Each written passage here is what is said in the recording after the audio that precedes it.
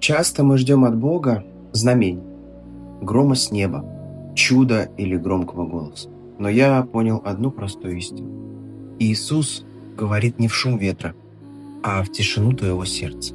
Он всегда рядом. Не тогда, когда нам хорошо, а именно в тот миг, когда кажется, что нас никто не слышит.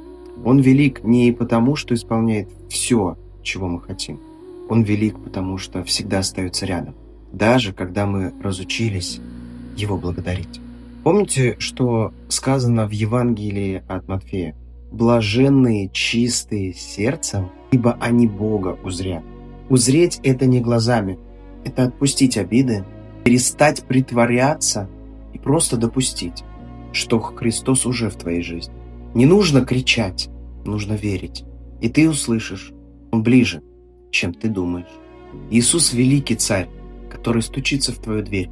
Просто впусти Его.